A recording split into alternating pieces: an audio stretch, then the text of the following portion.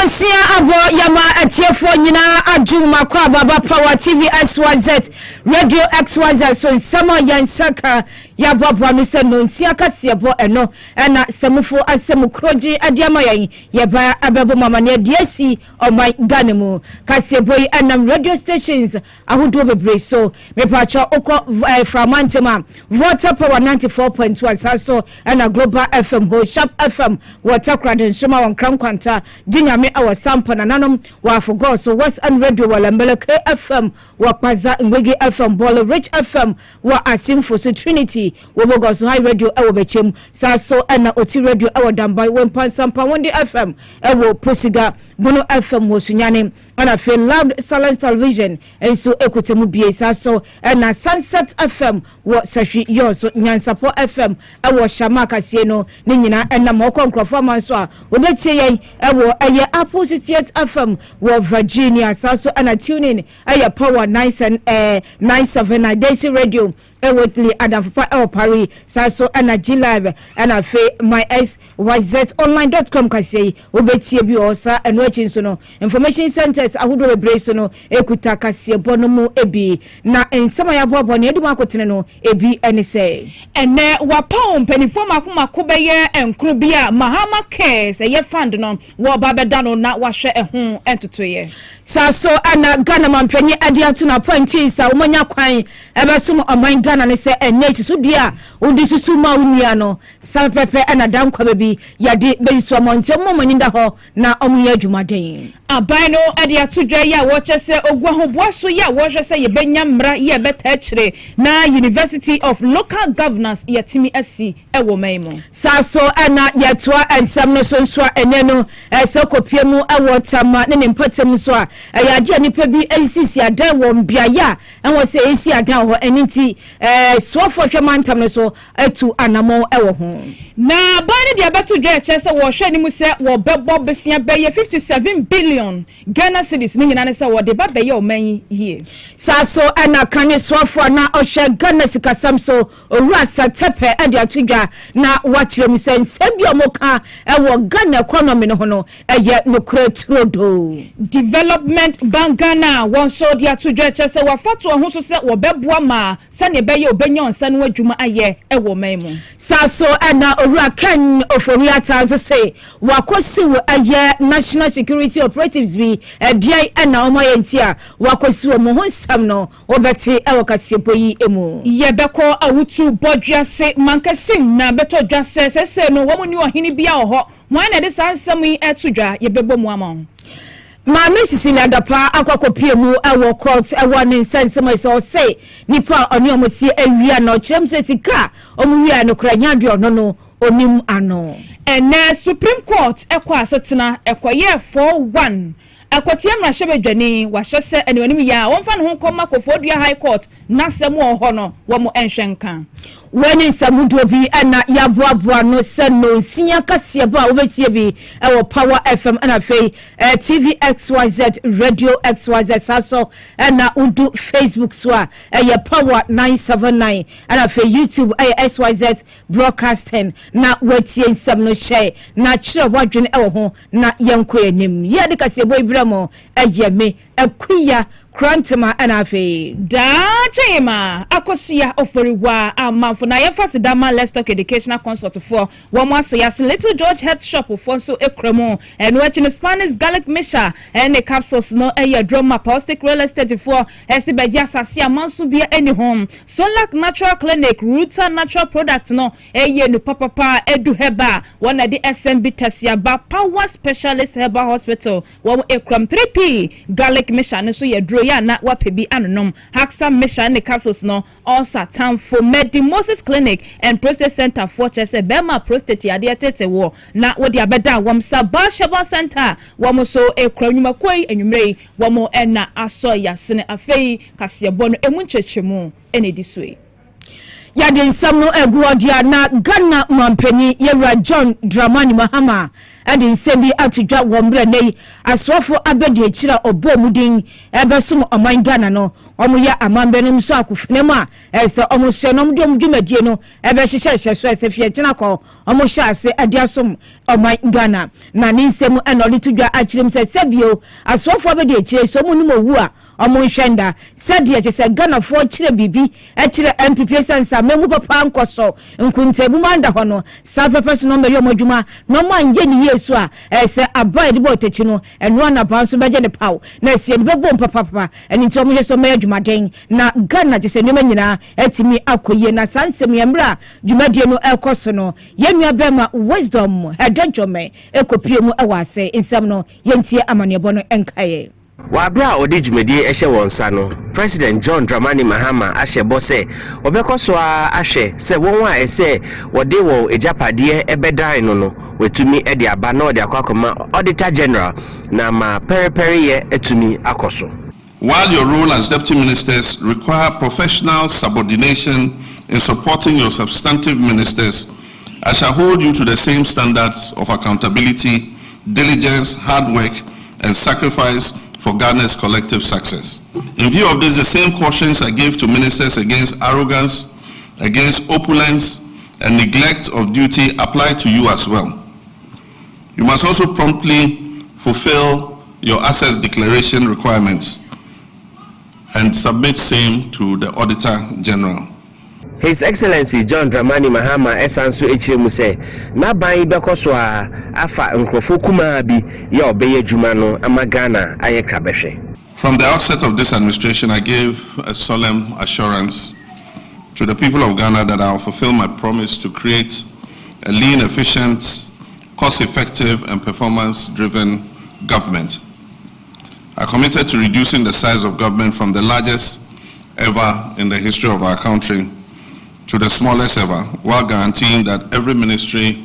or agency critical to national progress receives the necessary support to be able to fulfill its objectives. Nekrakra enoche muse na otwa yeremu no so afa bedichi enan ya aka no odi wondin bekwa kodan mrahye bedwemu chi amehene. The swearing in of this batch of 13 deputy ministers and 1 minister of state brings us closer to achieving the full complement of ministers. This week I'll submit a final list of 4 deputy ministers to achieve the full complement of 60 ministers that we promised. Wisdom hedejome amani boni mampeya suye TVXYZ Power FM Kasiebo.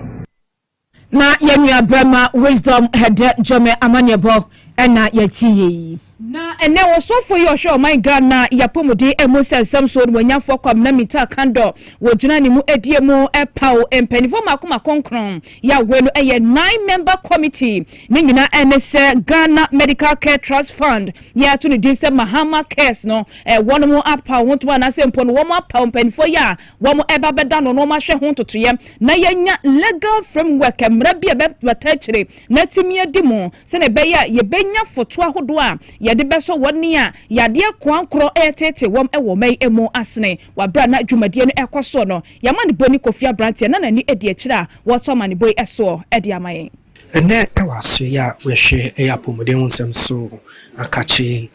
onumonyamfo kwamna minta akando aweso afo edema apomode wonsem so yi amanfo enkron bomba be ginemu no mo edintintema edema Ghana Medical Care Trust Fund charity afreno Mama Cares sene bega yene be hwe union no ma womo yade a ede womo ababa betina ebi ene diabetes cancer ene yare awro a ene nipa etina eno ena yeso afo edema apomode nsem so onumonyamfo minta akando ene tuja ochimo se yade a esa amanfo eba besom sene bega John Dramani Mama eni so ade huno ebetumi abemu wonu mo ya pa omo nyina no enimde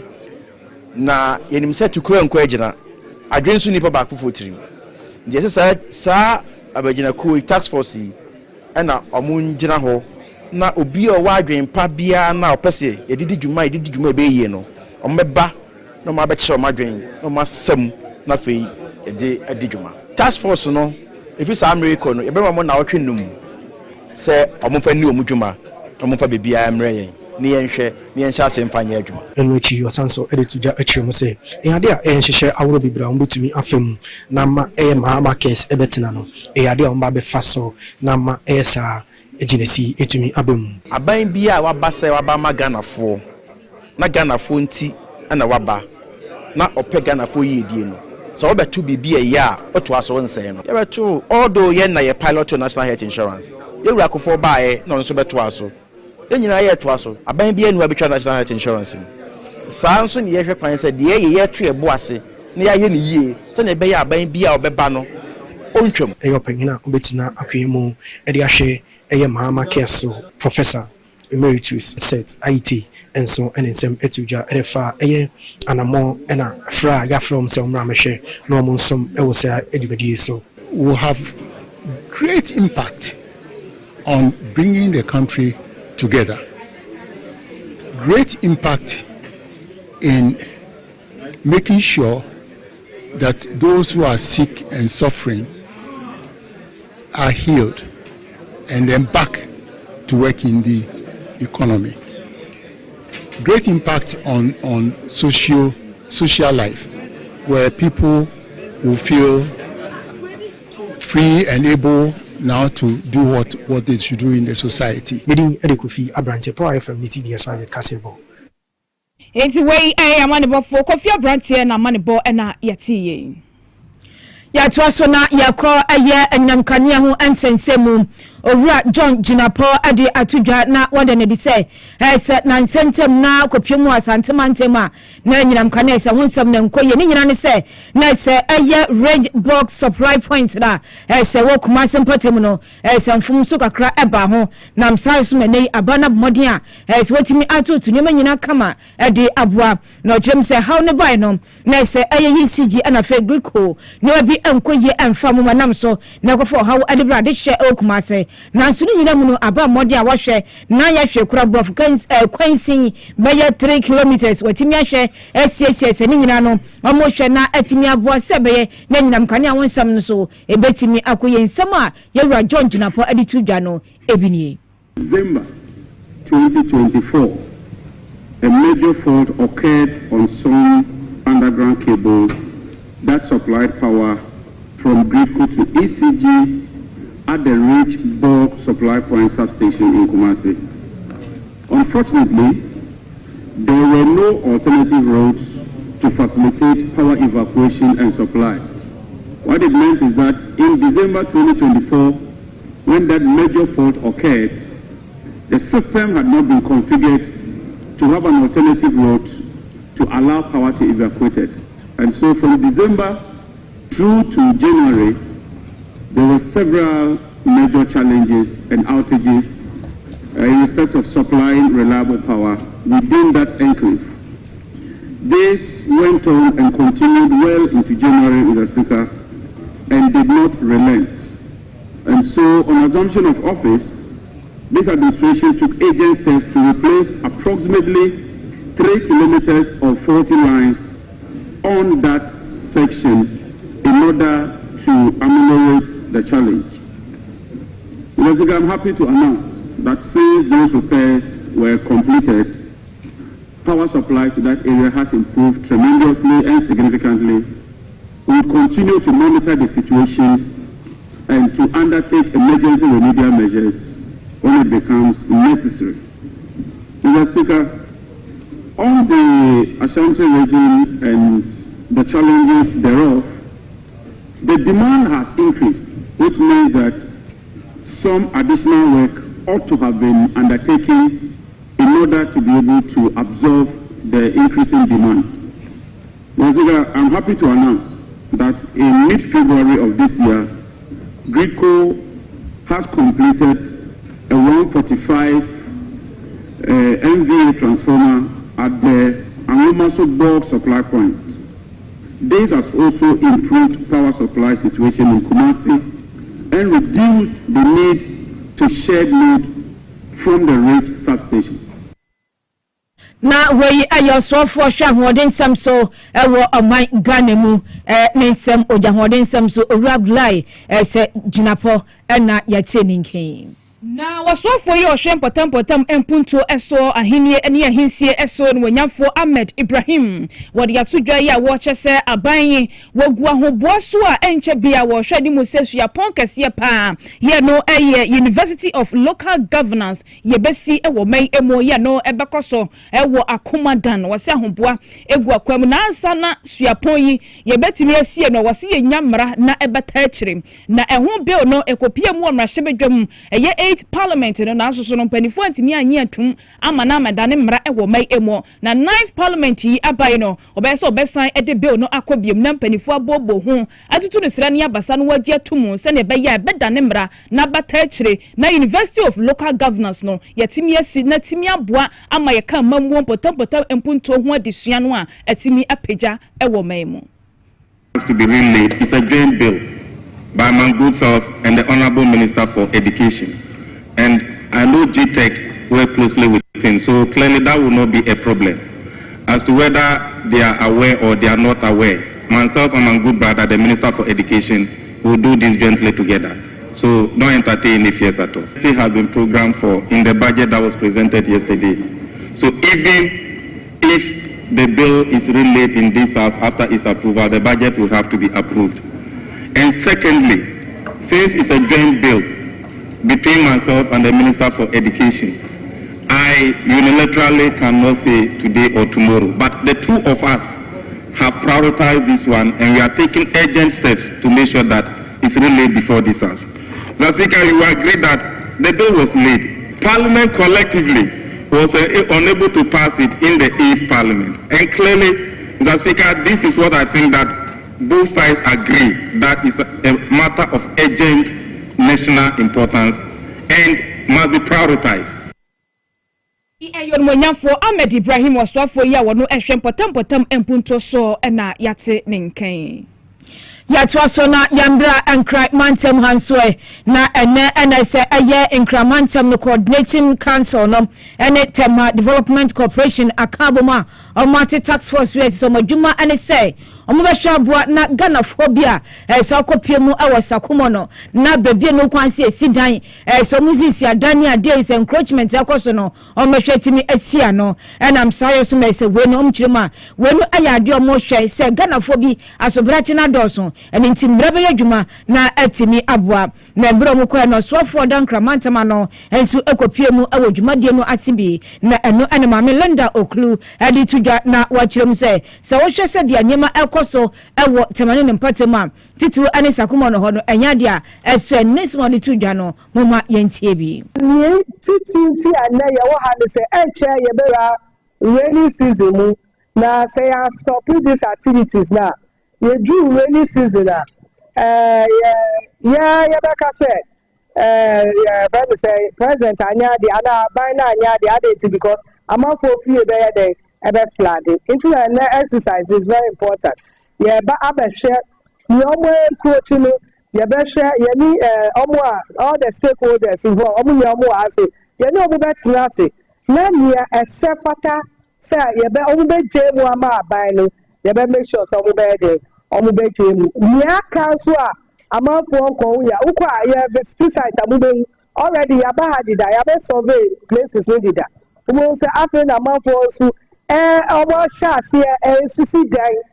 close to the drainage. You know say gutters are say so to about preventive flood no e ho na man for here dey sisi omo dan wo it's an exercise no ya ba be share kwa e be fa so almost say we have all the enforcement here, we have the security enforcement here. You better make sure say aside this exercise obi daka obi decide your predecessors obi here no there na go see here we will put a task force in place so that every day we will monitor ye yi obu fi ho a wo be san ko obi there and only abide na what there e wo asem na ano ane nsema isope oswafo a ohwe nkramantam so ade tudwa na anu achi panyin kwankyerefo no ohwe TDC adwumako no so owura courage aye no ne kpeku enso akasaye na nsema ne tudwa no ebi enie the education and caution. We'll educate them, we'll caution them to desist from further encroachment. That whatever is left, let's protect it You know, the Ramsar site is about 36.6 kilometers square, but now they have invaded everything. When we will be getting to the site very soon, from Committee 12 down to the beach road, you see how close they have married the drain. The water all along from Akwapin down to Medina Adenta passes through the motorway under, then through the Ramsar site into the ocean. But we've narrowed it in such a way that if care is not taken, one heavy rain, nobody will be able to cross the motorway because there's no way for the water to flow into the ocean. That is all we are trying to prevent. Whatever damage that have been done already, fine. Let's see how we can engage them to retrieve some of them. And the remaining one, let's protect it and prevent people from further damage. That's what we are doing. So it's basically going to be education. Na no aye opanya other TDC adwumako no ano aye courage no ni kwenu elese mote nenka o kirekire ni nsem se we no omoye kirekire se amanfo te se ganafo bia so oden ni amuye adio ha obeba eni ntimu ntwen na te se montwem ho emfisa site ho na abai na ni so de hunu kase pa ne se wo behwe abo my Ghana siesie o man yi se ne beye economy no e betimi agina ne nan so na se ne ma betimi agina yi a e wo se sika edi ahim e wo mai emone no aka ho bi amama ne bo ye free ye kache eba e kire mu se wo gua ho bo so a wo hwe ni mu se obekwaje bosia ya no sika ebe ye 57 billion Ghana cedis ne nyina ne se wo de babeboa economy no abehye kena ama agina ne nan so penia wono ene tuma mpanyifo efa economy ene ho entoto yeso eyorumonyamfo set tekpe wono ene wode sa ensem ya betudwa wono no waye soafo a wahwe esikasem so pen ewo mai emo ene wode atudwa kyese nyina budget no a eba eno ada no yeti bi ewo yesum niema pa ahodo ne nhye pa ahodo ewo mu a mampani ene aban ede ba besiesie o manyi na o man bekoso ani nyina ejina sikasem ne sa hunti ena wom egu ahoboa so wo hwe ni mu se ebre di yanim no wom bekwaji sika sombo 57 billion Ghana cedis na wom ede abaye o manyi won monyafo set takpensem wo de tudwa no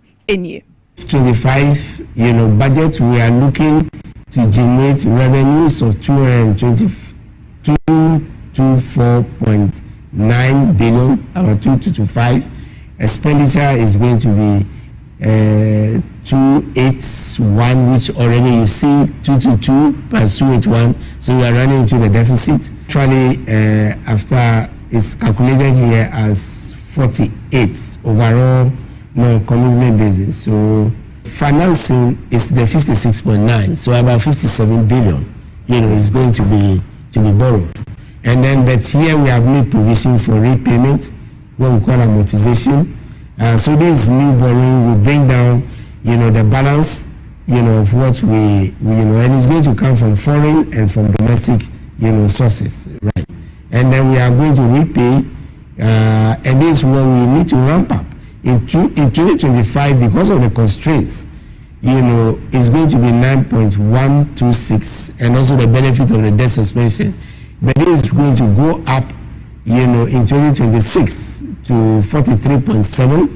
and then 2027 to 58, and then go down in 2028 to 47.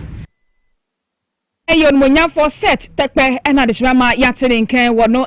presidential advisor on economy wotuma mpanifo efa economy ene emu entoto ye eho wasan ahwe man ye sikasem so pen ena wo kirekire mu eno budget no eba ye nhya hodo a eni sikasem emu sikasem a ebedi ahim ewo man mu na hobo ahodo bia wo de agu akwamu a wo hwese wo benya bosia be 57 billion Ghana cedis na wo de abayo man ye sika no eba no wo mo gi a wo kire mu a wo besan atua gi a wo mo gi no on fa metro wanum spelele na emom no se Ghana ebedi yenti ena wo mo etusa anamo no yada so awura satapa ensama oditu dwano eho na nensama oditu dwano ho na okirem se sawhwa na se enne no nipa bi ese mo ntiom ho ase nipa bi kirem se ndra budget ne de se bi ayakotobeku emunda ho na okirem se sawhwa ensama omode abetu dwana budget ne muda ho clear ensama no so ensisi so pepepepepe se we no enye bosre muka ebi na se mo kana mom no yade se ni nyina no omode atu dwa ahye ne pepepe ebeboa Ghana for no so the okan no ebi enie the budget is that, one, we spoke the truth, backed with facts, numbers, to show whether you're talking about arrears, whether you're talking about particularly the energy sector, heavy burden that we have, whether it is roads. It's not just about saying that we have problems, we have troubles, but within a period that the budget was prepared, we gathered facts, and you will see from the narrative and from yesterday's even presentation here by the minister on PM Express, the painful process that one had to go through to face what happens, or to get a facts about what happened to the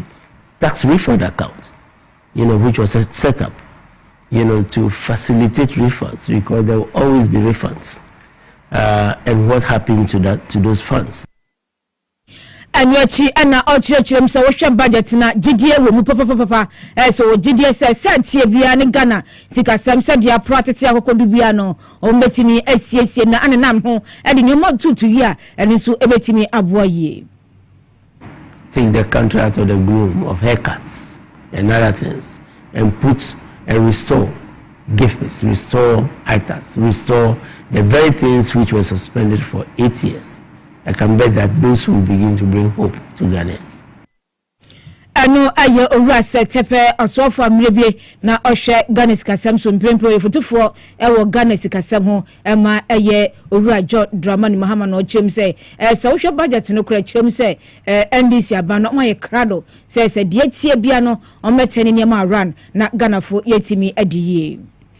Na development banka na eyesika krabia kese ba kwa wo mai emu a wonmo afato ho so se obeboa na yeka ema setenam yedie sede ne tituru mai a esiso won benyansa no adwuma bi aye na wo masetenam atimi atumpon no wo mafato ho so pa ne sa huntini nyina nim se na no ada ye bosome da na to so nwotwe wiase amansa nyina da ye yesi hodmo na ye de kaima abo ema abaso na no International Women's Day no na development banka na no wo na ye no ada ekopie mu ewo sukuu ba ko fense Design and Technology Institute ye no ewon kramantami mu a wone ema desuafo ekodi ahyiamu a wo hwese wo betete wo mu okwan paso anaso wo beyen checha hodo ama omnempo kwan ye obefa so aso wasene na won so dwumadi a wodie no atimi akonkan no wo mu ahwe aye ne sa pepepe na Deputy CEO Emma Development Bank Ghana Ura Michael Mensa wode nsam dodo no etu dwama ne boantu asoyi emu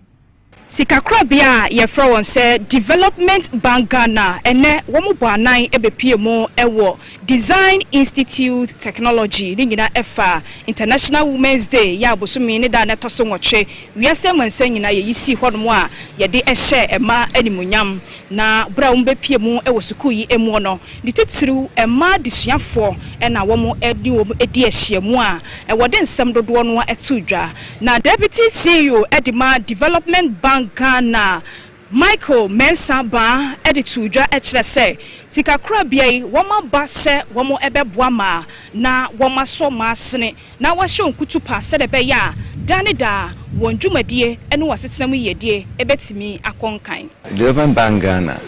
ye mandate ni se part of our mandate ni se ye beboa in my adwuma ena ye hu se Design and Technology Institute their focus the more young say in ma omuni gsm where they will develop their technical skills no they will come here into having seen that no DBG who say it mean the one collaborate here near bomwa a man if he had no best set up on more juma no DBG bet me aboa won e kwan be so e kwan to say ye be more financial literacy and also ye more boa the funding to support their businesses grow. And what you know, Penny Quantrofua, wada Design and Technology Institute, no, Madam Constance or Hene and so say, Sukui, washa sieno, a mado doanwa, and our dewomo, a she Sukui ase. In being deliberate about giving women access, I think it's important that we create opportunities that will give them, a space where they can grow and thrive. And so when we started the school, we started with a gender policy where we started creating, started with the policy of giving 30% access to women. In just 6 years, we've hit over 50%. And we're pushing to get to about 70%, between 60 and 70. So the issues is not that there are no opportunities for women, but what are the barriers that prevent women from accessing jobs where you find a lot of men? Ebio mami efua tando our entrepreneur o shoe making factory kese a wafa de hye dodo no ewom enso e kire se ehu behia ese ema ye de ehu ebe hyensa no adwuma mu ama yenso yasetena mu yedie atumpon ene adwumedie no me share me story kakra efi me collaborate mu senia ene me school ko ene adwuma me ye senia mitumi eye adwuma ye shoemaking, predominantly male dominated. Say mbema nkwana typically sisi awoba Ghana ha shoemakers ahohoro ewo no mbema ne dini, but me oba say me so metumi build a company na ya signing asiafo a womo agentity ewo Design and Technology Institute ni mu bi edi nkomo ema womo ekira bra wo hye sasuku yase de womo famu sede womo hu no ne mpempenso a womo adru time na me ba ha no na eden kakra cause I say na minim bibia fa camera ho na hu industry na mema na nti na den kakra na nso facilitators a wo ha no omo boa empa medinde da chema akosia oforiwa amanfo Power FM any TVXYZ Kasiebo East Legon Accra. Yenu abama ne bo na mutie to aso na yako eye ensefufromu yako ensefufromu da na se enanu bi atiheya ana na infoni bi ni je se nyeme bi ni amonte ade a yesi nipa bi akọ owura ken oforata ni fie akọ hwe wa je se omko hwe ne omko hwe ne ahonsa pene no yenya ente eye ensem dia ekosiye na amane bo na yekoda yekosore etie ne se owura ken oforata modern etu amerika hwe papa ndu eye asete se wadu court se eye Accra High Court ho no wadu se okopese atemwofo ho no entie na asem bi na omundi bi emanom owoforiata echem se eye National Security Operatives anamsifo akọ ne fie no se bia se na omunu okwan so mura ho na nso metimi ewura se omama nyeme bia nka ne private ewo sa nka hye ukuom kokom nsam ne ade no ne nyina aba abonte se no omonte eye onte ne ho ase ewo sansem no emu na wo hwe se samfo ne ba abonte na nipa ba mako dumienu se ankrankra fe eye nipa bi ba yenum so hye asrafo entare ana fe posini baako bi so hye posini atare baako so ekan se ne nyina no opanyi akirem se nya de atwaye eni nti wakokodina eye court se court enhwe na damage a watwa nkrofo yi enye asemkuma na hwe nipa omudi awonsamankra tani mu bia na chese eye owura na se DSP Bismarck Buachi ansa ana fe eye Chief Inspector Mensa omunyina mse chese oma fa kwati kwanso ewura ne fia omotietia ne fa mudi so a nanka enwo se ebasa eni nti se omonhwe se sansam no court be frɛ na ne nti omuni krata ne tumi so omwura ne fie wo mbro ni ho otu kwakọ amana no koja yarhwe kakra no omutimi si nachi na omubowura ne fie wo mbra nioma entimi enkoso ntie ne no ode asam no akodan High Court so omfre na sankrofo mbra no mmeyia no adekrom ko pen wo ne fie ho no ontimi emra emechirechire mu yeko awutu bodwiase mankesim na eho na manebo ye fi ho eba se ahene mu nsensam bi ekoso hodma se mentem ho ase na asori ewo hodom ni nyina se ohempon ya na wono ebutu awutu bodwiase ehodom kwa otu ka baby ya na ehu behia se wo enya obi foforo na wo hye na wesi me na meba wesi masehine wesi dabi menti ase oba hema ya wono ewo bodwiase mankesim wakasa wode atudwo ekyese sese ubepie mu ewo wutu bodwiase ho a wo mu ni ohini bia ewo ho yamani boni Alex Donko ewo sa ensemi mu ento aso ene betu jese wutu bodwiase mankesim mentem ho ase bi esi wo ho bra na omusi ahindie bi ewo ho ni na say na kwa otu the 5th assembly wapɛ ne krechi ekono ɛsɛ omo ɛpa no kwabio na nso mapa no kwabia ni sɛ omo si ɔhene foforo ɛne nam sɛ omo si bi na nso me no kase awutu mankasin kwen mada a ne dindi na ache dede amankwa de atudwa sɛ saa ahindi no omo si no no ɛyade a ɔno as ɛyɛ kwen mada no onje ntum ne enje ntum ɛkyena Isaac now omo si ni hene omo frɛ na omo ache hene because omo ache 3 and one na police ba no mo edwane police ko be just say o ma Ghana police edwuma ye new him wo mankasim to wa be guide obi so you know mankasim no wa asem eno ekire ne ko mada asanso ekire mu se obasire eye emmabu no mo ye awutu bodwa asem mankasim so bia nka na koma ento ne yem efise enche obebe yi obi foforo ni se kuro no eda pan a YouTube no mu de bia mo ko mu de bia mo mfa bibi ni ko mu nyaa mo na mane ndom enya yishim se enchi bia mo sabe kan de mo hwehwe Yamani boni Alex donko ena yete na mani boy yamfa na se ama nneku ahodo achiemu na enunti etimede kaseboy ebremia da sedane bi ema Sabash Heba Center me pacho osebra titu mema na se modo benada no niema sisi wie ewo ni pedue ni mu apomudo semankoye se wono eya ne ademfom no ema eyemba nanso bema sabe sexual weakness wo so a eya dan wuntimi na omo oba emfa yefrunti osebra saso enamba more problem obia betimi akwa hepatitis B na fe sexual infection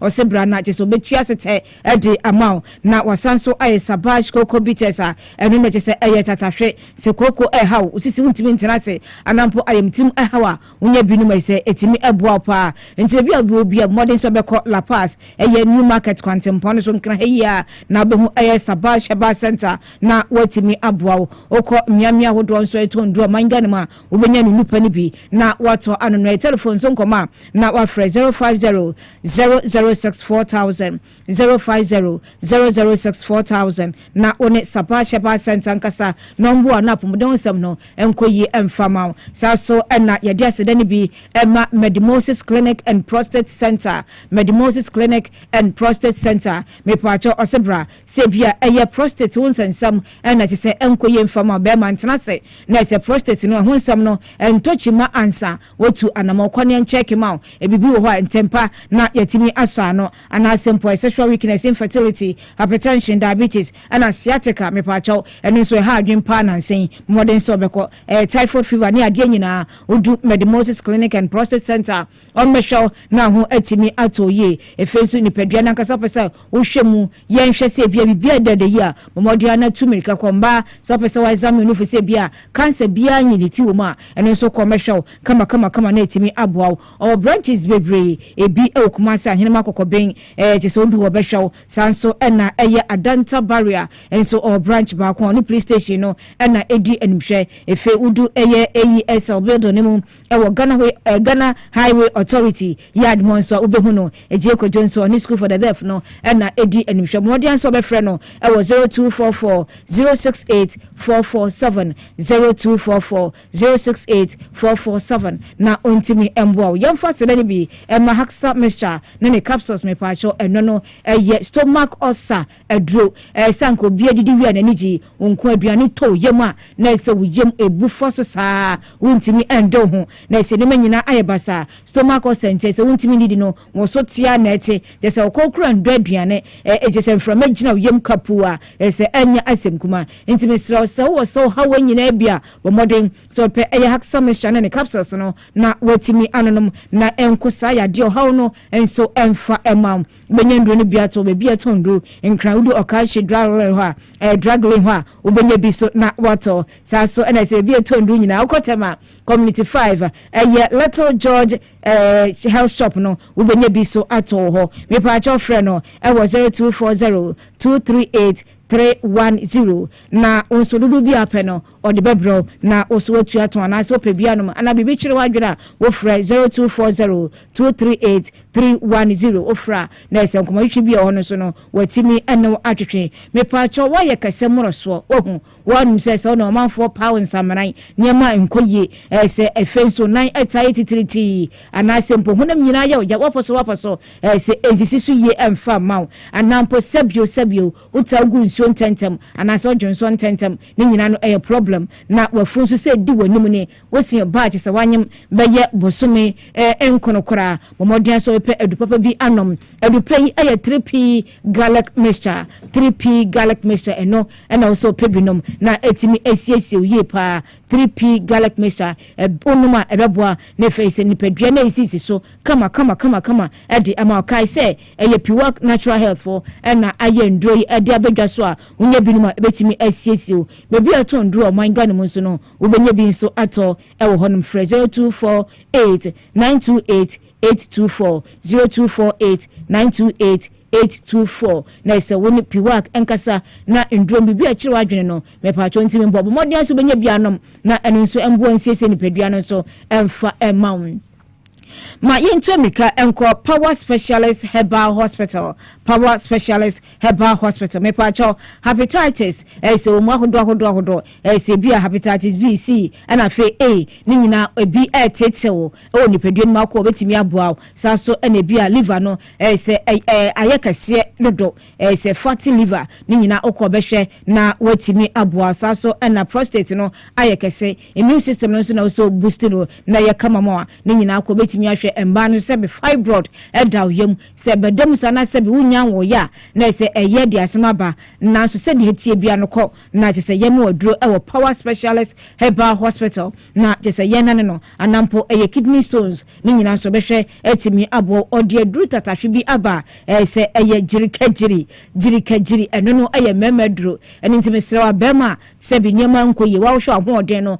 so atia ba fam se wuda zero kra untimi nya hwe jese epejemana jese asanso agin ho biom wohia jirikajiri na etimi aboa ye sanso eno aye habaten mixture so boost immune system no kama edmantimi pacho modern so beko Power Specialist Herbal Hospital na wetimi aboa all branches be bring kra ha obehunu nkrabata bi ewo kwabenya ACP kwantempon so Power Hospital no bus stop wo be hu osaso ena kumase feyase bosontwe kwantempon so edua junction be hu osaso na takrade ono so anaje estate obey ahantama rabang no dua obehu no frɛ no 0244 544442 0244 544442 na mepacho duho na omboa na se pomdo nsem no enko yenso emfa emam yemfa se dani bi nso ema edu herbal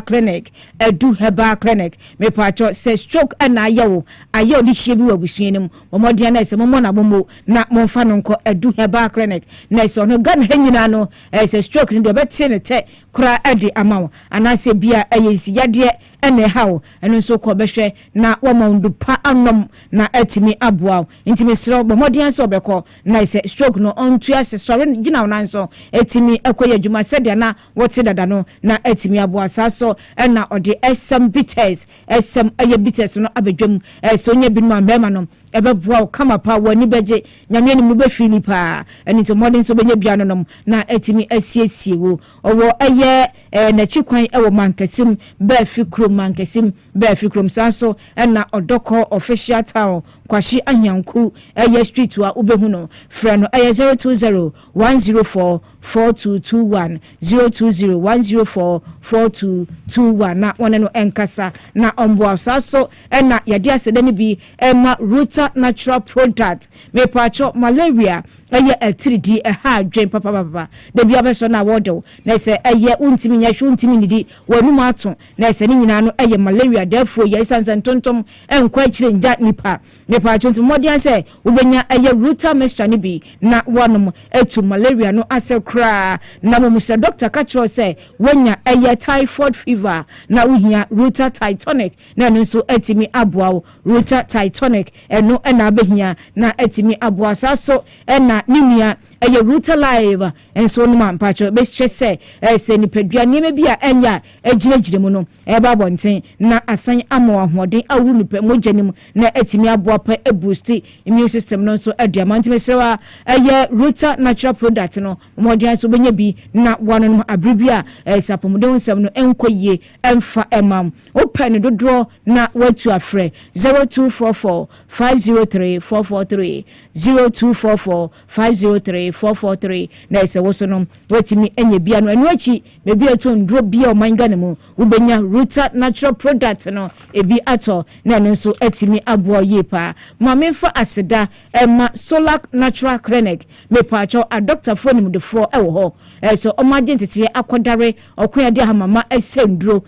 esayade ahodo esendro ndi bebre ho a oduwa o metimi abo ebi a odie eye kidney wonsensem kidney samson pacho tofia na efieja eye adum eniti so how bisa modern so beko na omonshow ana say liver wonsem omehwe di kama adiama ewko kateso antiminda me pacho ni nyina ko prostate wonsem nyina no udu Solar Natural Clinic omehwe se woso ohobeto obesebie esanse ofi wa wonfa yade no ensanso emefie ubenya edupanum infidie ho enim defonso ho a omeka ni nyina bom nyema miensa na omode a show ye na watimi agina nan so me pacho omwo in crime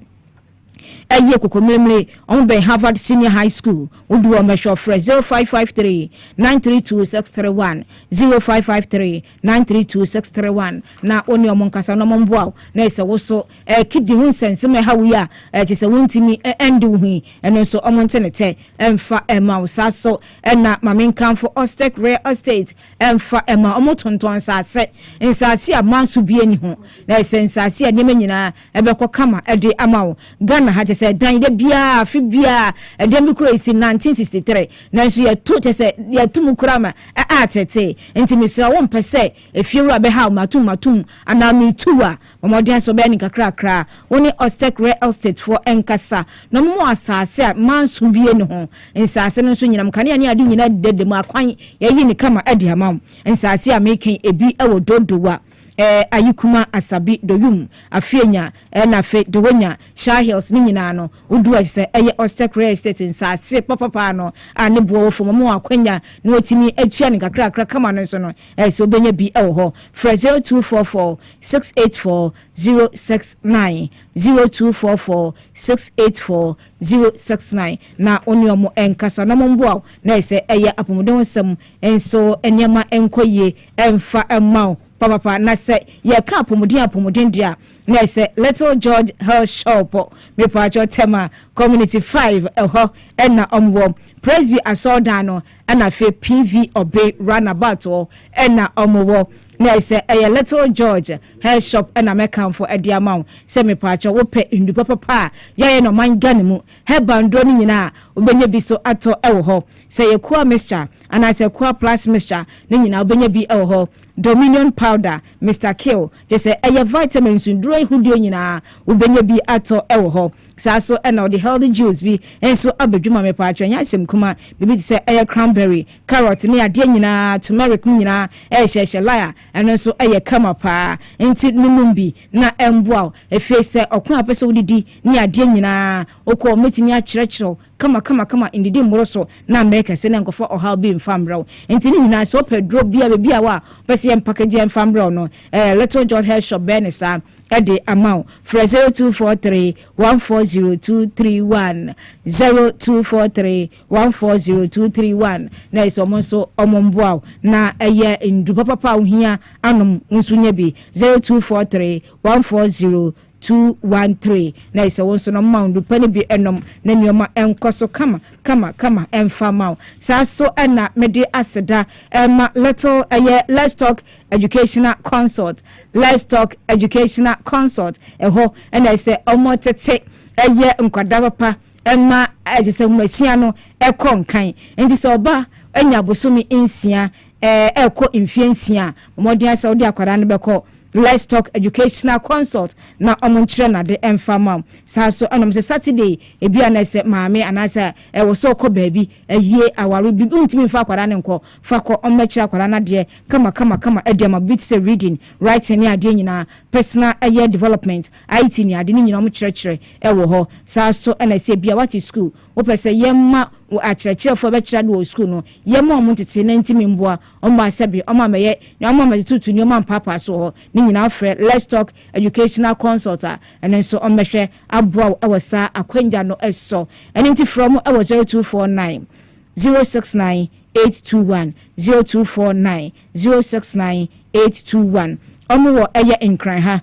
nungwa teshi nungwa estate le jokuku municipal assembly ro eho na abehu omko na onomu ninkita na momboa na akwada no so fapem no papa omunya ebi efe mamemfa nko eye Spanish garlic mission ne capsules me pacho se bia wonan se etatai wonan so hohono ana sabi ugu nsuo ntentem waye kase aboro so me se oje ho enje na na sempo ne sabi ukwa afichira what how pa just say ye ni nyina se opɛ eye Spanish garlic mission ne capsules yi bi no ma eno so etimi eboa yi so how no efi ho ede ema kama me bi otonduro bia no ubenya bi na watimi anonom na aboa ntimi srawa no bi na mboa na de bi otimi gina na so akɔ aba kama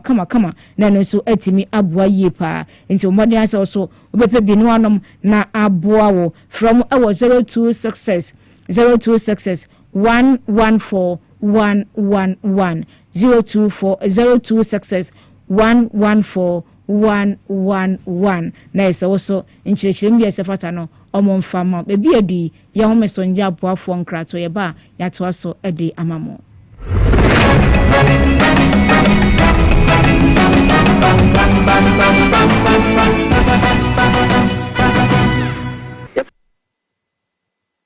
na kwa me taxi driver na enkane na misisi so misisi ama kame na to na twetwe me na 3p garlic misa no aboa me pa edunu asa miracle bi wadro no sese mafunu pra se di sia twini ankasa me humi esi so sese me humi ani esi so obekasa di bibi hye me so bi no na ye normal mi bi pi na tinu mi ti pa me sa 3 days ni na edunu ankasa de nyankopon de ayi bi ahodi se ma yi bi nyasa mketo ana se we de me fro aka so na me fa nhyɛ me nkwa me me de abe pa se 3 years ni ana asa me gina wa me na mo se shinya se me kwa me de anoko bi amu so much me duru abe 6 years ni o tema bia me ye maji se ne me jana ta ya le ne nku me preko ene 4 days ana me koto 3 garlic mixture ni tema me kase yanku no yam se ende ya me no kase me wa to me a me din wa me ntia se 3p garlic mixture ubenya bi wo mamu pharmaceutical shops and herbal shops Fred Piwak e 02489288824 and 020100002 Ghana. Get ready to win big and live large with Mega Cash Lucky Box, the game where you could walk away with instant cash prizes. It's easy to play. Just dial *426*5# on all networks. Follow the prompt, pick a lucky box and reveal your cash prize. It's that simple. Win massive, up to 500,000 Ghana cedis. Don't miss your chance. Players all over Ghana are winning now. I won!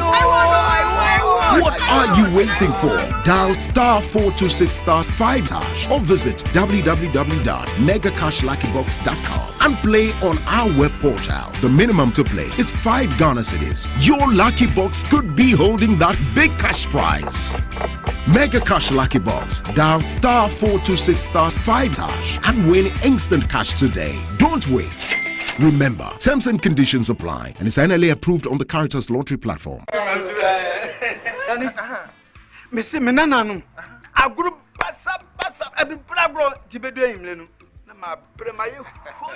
As for me, I take very good care of my grandkids. Ye dear grow, na yes, maybe crana. Me bano timide omo be gumi so weekend no. Hey, mumle. Memre. Hey, I don't think I'm catch you say. Ya no medi garlic capsules. Poso na ebesisi so kama. As I stand here, my doctor said my whole system has improved very well. Medi garlic capsules. Yes, medi garlic capsules. Oh, sa na te pa dia. Medimosis garlic capsules improves blood circulation and enhances the body. Suitable for both men and women. Available in pharmacy stores. Contact us on 050-349-4885. Not suitable for children under 12 years, pregnant women and lactating mothers. Medimosis. House. This advert is FDA approved. If a crap.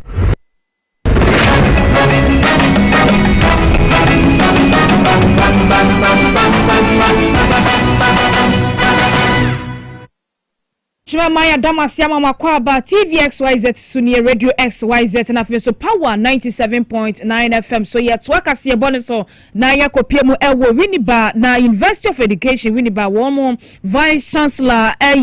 Professor Victor Entry ne watufu se mabune wo mayem wonhwe se wo benyansa no adwuma ayesan se wo wiesuku na se wunyansa no adwuma bia nye ye wo hwe ban nim se wo mo adwuma nya ahwe na kofo ha kese pa e de aba ne nsam na futo de tu dwa no Akra Kofi Dakon etwaso. Pro Vice Chancellor Ewo University of Education Winiba Obinfo Victor Entry Edin Semi Etugwa ena worichum se adesuafo a won ewo maimuno ma won twen se bia na wo bewie suku ansa no obi ama won adwuma aye okyerem se wiase eresisa enti hu behia so bibiara oye odesuani wo maimuno obadwen se nankasa ebesuansa no adwuma mo ntetewe se ne be ya obewie suapon no na nankasa enya adwuma ore eye besi students dey na ya start dey throw you be so money gym no IT no you roll over se na be yo mo out and I will that alone no plan say we nya adwuma bia ya wa wote ho a with your IT skills na kasakwa betimi I self employed no you the other ndia wo ni ntino betimi nya adwuma bi tufi ade bi na wo ya betimi IT ni bia bebruru amma etimi ya kama ya baba and I hope adwuma so na wo that you know and so be bo amma my phone my phone tent masimo bia woni sa ni bia no wo say wo sa ni bia na ade e creativity no Oye and Chief Executive Officer Edima Institute for Liberty and Policy Innovation Ilapi Ghana Owa Peter Bismarck Eding Sembi etu yengenim chirem nientia etoswe bienga wodisa entetewe inchirichiri ekopiem ewo honom inkwala ya yedi no mabe yebeche omu skills or robotics STEM programs yina yebeche mu bi coding na de nto wia na se wenye adwuma ono ha go create job amono ano ho set up a business in digital marketing, a business in robotics, a business in coding or program languages, a business in even study abroad. A big question about here about money. It's our program where this is the second time because last year in the home for sopa, you say students in the take up certain projects in coding, projects in programming, projects in even other STEM programs. A big crab started playing digital marketing. Internet say at least if every 10% of this population could it to me a startup business employing the other individuals that can reduce the higher rates you recorded on graduate unemployment or money. Addition from Bia Wobenya sa entitewe mu mfaso ene yen etwetwe nkomo. You know, skills is very important. Skills development is very important for our prosperity, and we've learned a lot. We've learned a lot today. So it was a very interesting program. The Lavish Skills Summit. Thank you very much, and we are hoping the event will come on next year too. Program outline on Modia Bana and you see your baby Adriana say it's not all about the book and you need to have a so-called practical aspect of it. So Modi way never be infused into the education. It is very, very helpful and very good. Way Akra Kofi Dakon amanebo ena yeti ya twaso na yankwa na yegyina nim se kane oswafo a na ohwe nsuwa na afi ahwedin sensem so oman Ghana mu mami Cecilia Abena Dapa ne nsem bi chese court anya asim kuma mami adekodan court se nipa onu omo etie se omo so woni kakrakra no omo hwie no bubro se anya asim kuma akora nanu na se bra so mami oso onu akogina daka mu ekodi adanse koyi nsema no na se tototo na no court ho na onya akwanja akogina mu ewo Accra High Court no odi atudwa se nyamiye nimuni sika se nkwada no eso woni fie ni ontimi nkyerem se bia eyesei ana se na mu onuma ne se nkwada no awie ne sika se bia odi sika ne ekogu ye no nkwada na bomodin afa kokua na nsentreke kwan so etimi ewura sika no omatwe bi papa se enye asem kuma ewo ho na ni nyina na se yade a lawyer ni ba ko gire mu de ama eye second accused no na se etoto na no a oda sansem edi na okirem se eye sedi asem si ko ne ne aba kora no sama sabio ba boto papa enye asem ko ne sa dance a enne yokopie mu okoto di ni se sika na nkwada ni wiae no nyame anim no ontimi nkyira no se bia eye 1 cedi ana se eye 2 cedis esanse sika no na se ta hokpo ho nsem no ebi eno no na court nsensem ya no akwatia mrahwebedwani odmonyamfo NS ya okumi